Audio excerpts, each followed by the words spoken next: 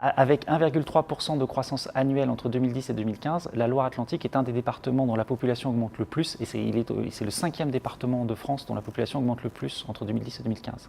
D'après les derniers chiffres du recensement, la Loire-Atlantique est un département attractif qui gagne 1,3% de population chaque année entre 2010 et 2015, ce qui est bien supérieur à la croissance démographique de France métropolitaine qui est de 0,5% par an. La Loire-Atlantique est très attractive d'un point de vue résidentiel, c'est-à-dire que beaucoup de ménages viennent s'installer en Loire-Atlantique.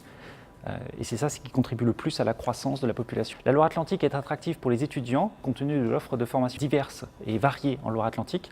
Et d'autre part, la Loire-Atlantique est attractive pour les actifs. Donc on a une augmentation du nombre d'actifs chaque année, et les actifs viennent aussi avec leurs enfants. Et donc on attire des familles, les actifs et leurs enfants.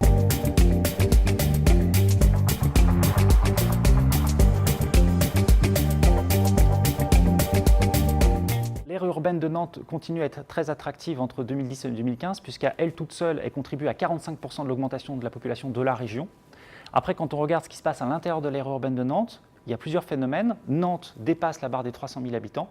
Et par ailleurs, un certain nombre de communes situées en périphérie de Nantes gagnent entre 4 à 5% de population par an sur la période, ce qui est une augmentation très forte.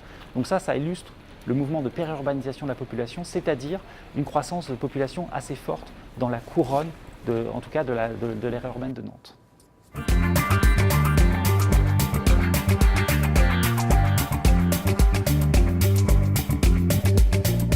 La Loire-Atlantique va continuer à être un département attractif à l'horizon 2050. Donc, d'après les dernières projections de population que nous avons réalisées, c'est un département dont la population continuera à croître assez fortement.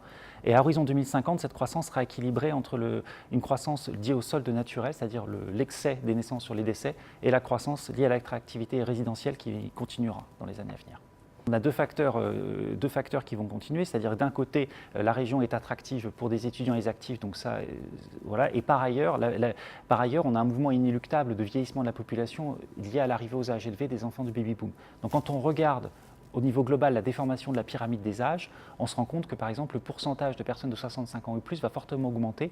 Et en Loire-Atlantique, aujourd'hui les 65 ans et plus représentent 16% de la population, alors qu'en 2050 ils représenteront un quart de la population. Donc c'est une augmentation considérable du nombre de personnes âgées de plus de 65 ans, ce qui aura des impacts par exemple sur la prise en charge de la dépendance, puisque mécaniquement le nombre de personnes âgées dépendantes va augmenter aussi.